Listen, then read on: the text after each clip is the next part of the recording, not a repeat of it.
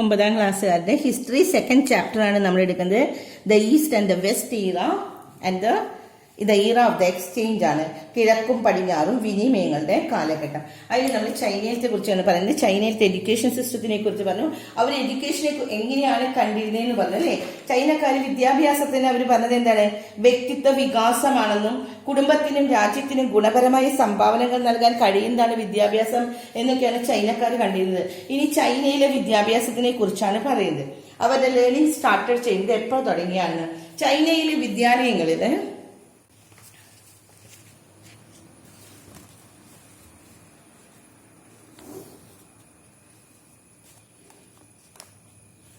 ചൈനയിലെ വിദ്യാലയങ്ങളിൽ 6 വയസ്സ് മുതലാണ് പഠനം ആരംഭിച്ചിരുന്നത്. ഈ വിദ്യാലയങ്ങളിൽ ഭൂരിഭാഗം ഏകാധ്യാപക വിദ്യാലയങ്ങളായിരുന്നു. ഒരു അധ്യാപകനെ ഉണ്ടാവുള്ളൂ എല്ലാ സബ്ജക്ട്സും. ബുദ്ധമത വിഹാരങ്ങളോട് കൂടിയുള്ള പഠന കേന്ദ്രങ്ങളിൽ ബുദ്ധമത ദർശനം നിർബന്ധ വിഷയമായിരുന്നു എന്ന്. ബുദ്ധമത വിഹാരങ്ങളാണ്. അപ്പൊ ബുദ്ധമതം ആണ് അവിടുത്തെ ഏറ്റവും ഇമ്പോർട്ടന്റ് ആയിട്ടുള്ള കാര്യങ്ങൾ. അപ്പൊ എന്തൊക്കെയാണ് ചൈന? നമ്മൾ ഫസ്റ്റ് പോയിന്റ് പഠിച്ചു കേട്ടോ. ചൈനയിലെ എഡ്യൂക്കേഷൻ എന്ന് പറഞ്ഞാൽ അവർക്ക് എന്താണെന്ന് പറഞ്ഞു. ഇനി രണ്ടാമത്തെ പോയിന്റ് ആണ് ചൈനയിലെ എഡ്യൂക്കേഷൻ സ്റ്റാർട്ട് ചെയ്തത് അറ്റ് ദ ഏജ് ഓഫ് 6 ആണ്. ഇതാണ് പഠിക്കേണ്ടത് കേട്ടോ. Education institution was starting at the age of 6 in China. 6 വയസ്സിലാണ്. In the majority of the schools the knowledge was imparted by the singer. അപ്പൊ ഫസ്റ്റ് പോയിന്റ് നിങ്ങൾ ഇത് പഠിച്ചാൽ മതി. Education was started at the age of 6. പിന്നെന്താണ്? The knowledge was imparted by the single teacher ആണ്. ഏക അധ്യാപകനായിരുന്നു. പിന്നെ മൂന്നാമത്തെ കാര്യം പറയുന്നത് Buddhist philosophy was the compulsory subject. അവിടെ നിർബന്ധ വിഷയമായിരുന്നു എന്ത്? ബുദ്ധമത ദർശനം എന്ന്. ബുദ്ധിസ്റ്റ് ഫിലോസഫി ആണ് അവിടുത്തെ കമ്പൽസറി ആയിട്ടുള്ള subject. Attach to the Buddhist viharas. Schools ആരുടെയായിരുന്നു? Schools attach to the Buddhist viharas. ഇപ്പൊ ക്രിസ്ത്യൻസിന്റെ സ്കൂൾസ്, ഹിന്ദുസിന്റെ സ്കൂൾ പറഞ്ഞാൽ അവരുടെ തന്നെ പഠിക്കണം നിർബന്ധം പറയുന്ന പോലെയാണ് ഇവിടെ ബുദ്ധിസ്റ്റ് വിഹാരസ് ആയിരുന്നു. ആ ബുദ്ധമതത്തിനെ കുറിച്ച് പഠിക്കണം. ബുദ്ധമതം ഒരു കമ്പൽസറി സബ്ജക്റ്റ് ആയിരുന്നു എന്ന്. ഇനി അടുത്തത് the gurukula system where the students who lived in the. നമുക്കറിയാം ഗുരുകുല സിസ്റ്റം എന്താണെന്ന്. ഗുരുകുല സിസ്റ്റം എന്ന് പറഞ്ഞു കഴിഞ്ഞാൽ where the students lived with the teacher. ടീച്ചറിന്റെ കൂടെ താമസിക്കും. And prevail in the medieval India. Medieval ഇന്ത്യയിലും അതുണ്ടായിരുന്നു. The main subjects offered in this situation where. അവിടെ എന്തൊക്കെയാണ് മെയിൻ സബ്ജക്ട്സ് ഇനി പഠിപ്പിച്ചിരുന്നത്? Grammar, language, literature, philosophy and astronomy. Many education institutions attach to the temples prevail. അതൊന്നും പഠിക്കണ്ട കേട്ടോ. ഇവിടെ ഇത് മാത്രം പഠിച്ചാൽ മതി. ലാംഗ്വേജസ് കേട്ടോ. അപ്പൊ ഗുരുകുല സിസ്റ്റം ഉണ്ടായിരുന്നു. പിന്നെന്താണ് അവിടെ പഠിപ്പിച്ചിരുന്ന ലാംഗ്വേജസ്. കിട്ടിയില്ലേ? അപ്പോ അടുത്തിവിടെ മലയാളം മീഡിയക്കാർ നോക്കാം. ഗുരുകുല സമ്പ്രദായമാണ് മധ്യകാല ഇന്ത്യയിൽ നിലനിന്നിരുന്നത്. പിന്നെ അവിടെ പഠിപ്പിക്കുന്ന സബ്ജക്റ്റാണ് വ്യാകരണം, ഭാഷ, സാഹിത്യം, തത്വചിന്ത, ജ്യോതിശാസ്ത്രം തുടങ്ങിയ വിഷയങ്ങളാണ് ഇവിടെ പ്രധാനമായിട്ടും ഇത്. ഇത്രയുമാണ് നമ്മൾ വിദ്യാഭ്യാസത്തിനെ കുറിച്ച് പറഞ്ഞാൽ. അറബ്സിന്റെ പറഞ്ഞു നമ്മള്. പിന്നെ എന്തെങ്കിലുമൊക്കെ നമ്മള് ഇവിടെ അറബ്സിന്റെ പറഞ്ഞു. ഇപ്പൊ ചൈനക്കാരുടെ പറഞ്ഞു. ഇനി അടുത്തത് നമ്മൾ പറയുന്നത് ആർട്ട് ആൻഡ് ലിറ്ററേച്ചറിനെ കുറിച്ചാണ്. ദ റോൾ ഓഫ് എഡ്യൂക്കേഷൻ നമ്മൾ പറഞ്ഞു. മെഡീവൽ സൊസൈറ്റിയിലെ റോൾ ഓഫ് എഡ്യൂക്കേഷനെ കുറിച്ചാണ് ഇത്രയും നമ്മൾ പറഞ്ഞത് കേട്ടോ. ഓരോ സ്ഥലത്തെയും വിദ്യാഭ്യാസങ്ങള്, അവിടെ പഠിപ്പിക്കുന്ന സബ്ജക്ട്സിനെ കുറിച്ച്, അവിടുത്തെ ടീച്ചേഴ്സിനെ കുറിച്ചൊക്കെ നമ്മൾ പറഞ്ഞു. അടുത്ത ടോപ്പിക്കാണ് കലയും സാഹിത്യവും. Art and the literature. Art and ലിറ്ററേച്ചറിൽ നമുക്ക് ഇവിടെയാണ് പഠിക്കാനുള്ളത്.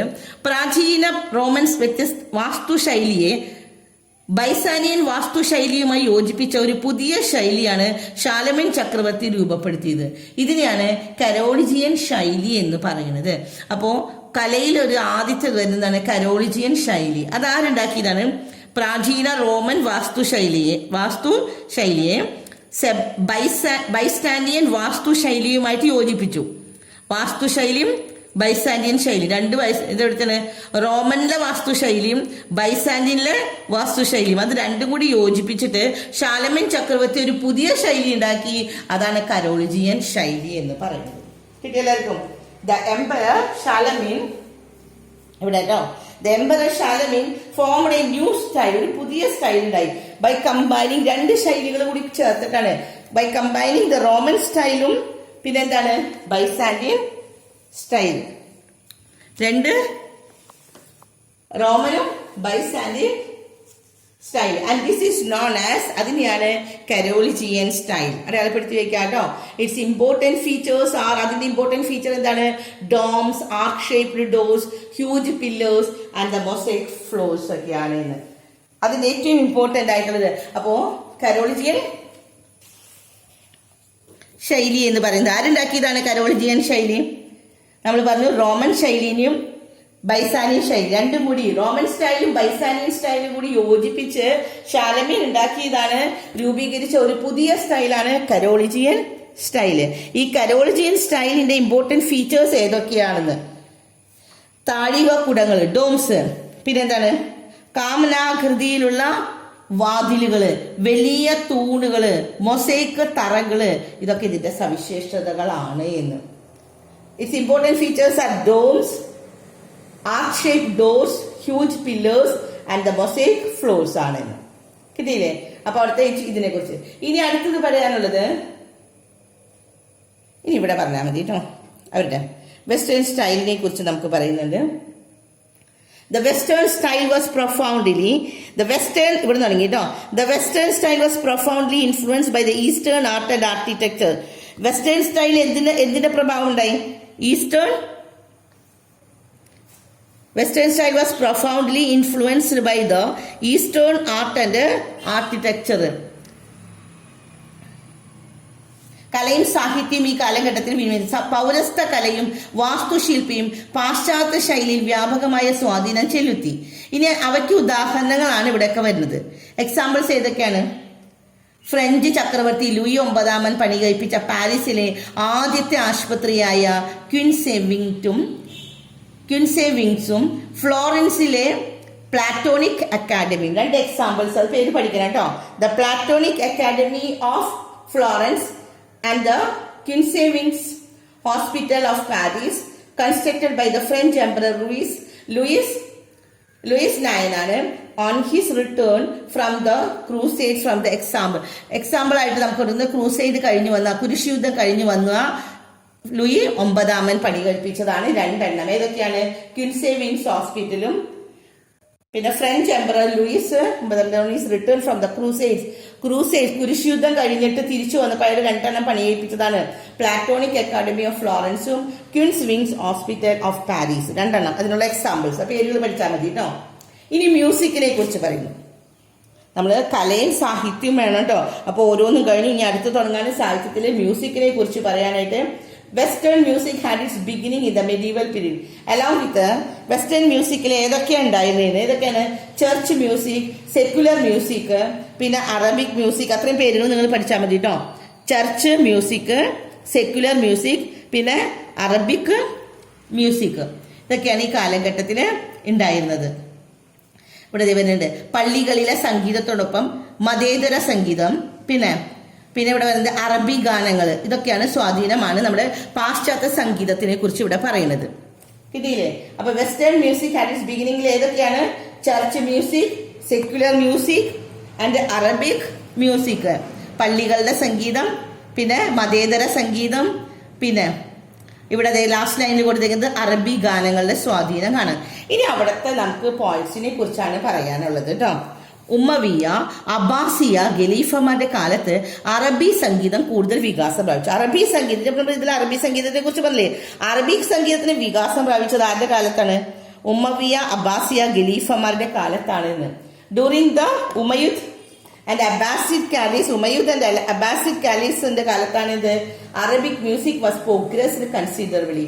ഇബൻ Misjah was the greatest musician of the Umayyad period. Umayyad പീരീഡില് ഉമ്മവിയ, മലയാള മീഡിയത്തിൽ ഉമ്മവിയ ആണ് കേട്ടോ ഇത് പറയുന്നത്. ഉമ്മവിയ കാലഘട്ടത്തിലെ പ്രധാന സംഗീതജ്ഞനായിരുന്നു ആര്? ഇബൻ മിസ്ഡ. കിട്ടിയോ? പിന്നെ അവിടെ ഒന്നും പഠിക്കണ്ടെന്നില്ല. പിന്നെ അടുത്ത രണ്ടുപേരും കൂടി ഉണ്ട്. ആരൊക്കെയാണ്? ഇബൻ മുഹരിസും ഇബൻ സുരാഹിയും. കിട്ടിയോ? ഇബൻ മുഹരിസ്, ഇബൻ സുരാഹി. അപ്പൊ 3 പേരെ കുറിച്ച് പറഞ്ഞു. ആരൊക്കെയാണ് നമ്മൾ പറഞ്ഞത്? ഇബൻ മിസ, ഇബൻ മുഹരിസ്, ഇബൻ സുരായി. കിട്ടിയില്ലേ 3 പേര് പോയിന്റ്സ്? അത്രയും വലിയ പഠിച്ചാൽ മതി. ഇനി നമുക്ക് അടുത്ത പേജിൽ നമുക്ക് കുറച്ച് ഓതേഴ്സിനെ കുറിച്ച് പഠിക്കാനുണ്ട്. അത് ബൈഹാർട്ട് ചെയ്യാനുള്ളതാണ്. കുറച്ച് ഓതേഴ്സിന്റെ പേരുകൾ, അവരെഴുതിയ കൃതികളെ കുറിച്ച് നമുക്ക് പഠിക്കണം. അത് ബൈഹാർട്ട് ചെയ്യണം.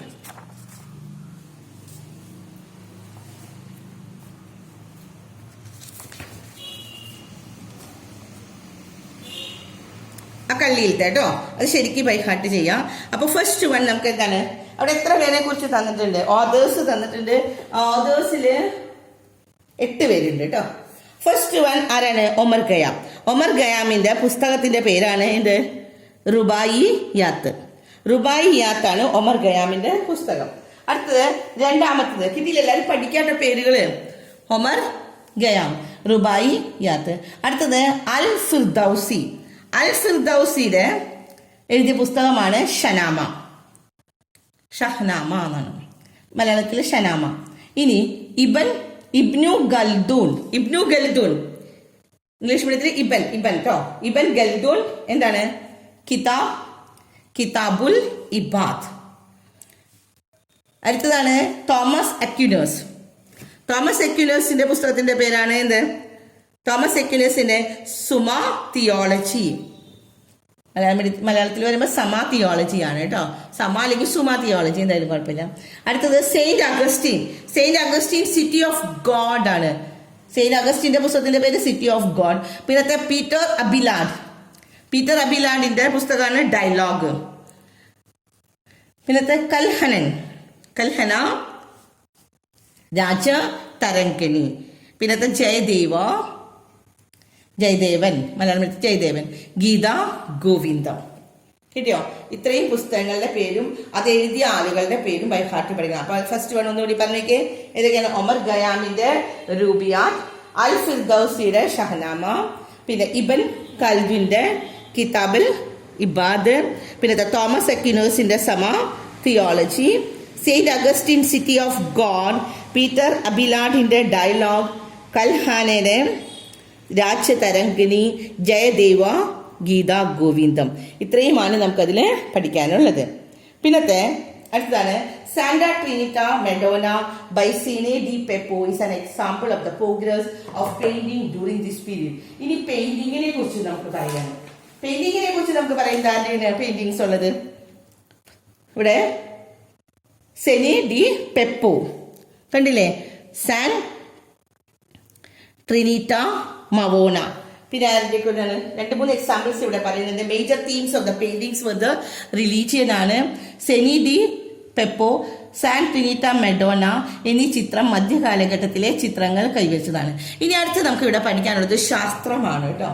സയൻസിനെ കുറിച്ചും ഇതുപോലെ തന്നെ പഠിക്കാനുണ്ട്. ആ സ്കോളേഴ്സിന്റെയും അവരുടെ പേരുകളും നമുക്ക് പഠിക്കണം. അപ്പൊ ഫസ്റ്റ് വൺ നോക്കാം.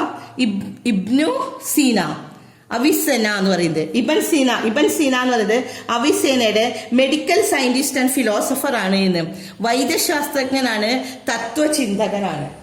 ഇനി അടുത്തത് Ibn al Qasim, Abu al Qasim എന്ന് പറയുന്നത് എന്താണ്? ശാസ്ത്രക്രിയയുടെ പിതാവ്. ഇംഗ്ലീഷ് മീഡിയത്തിൽ എന്താണ്? The father of the surgery. Father of the surgery English മീഡിയക്കാരിൽ ഇബൻ അൽ ഖാസിം ആണ് കേട്ടോ പേര്. ഇവിടെ കൊടുത്തിരിക്കുന്നത് അബു അൽ ഖാസിം ആണ്. ഇനി അൽ ബിറൂനി ഇംഗ്ലീഷ് മീഡിയത്തിൽ അൽ ബിറൂനി തന്നെയാണ്.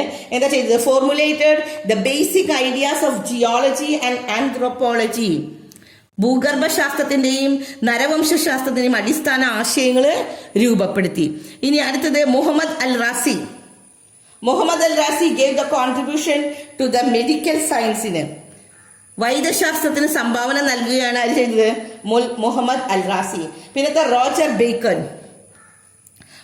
ബേക്കൺ യന്ത്രനിർമ്മിത വാഹനങ്ങളുടെയും ആകാശയാനങ്ങളുടെയും കണ്ടുപിടുത്തത്തിന് അടിത്തറ ഏകിയെന്ന്. Paved the way for the invention of the automobiles and the aircraft.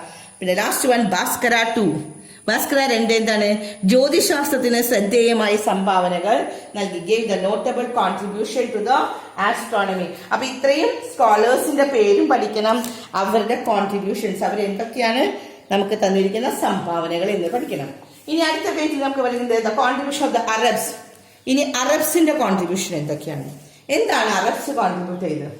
അറബികൾ നൽകിയ സവിശേഷമായ സംഭാവനകൾ ഏതൊക്കെയാന്ന് നോക്കാം.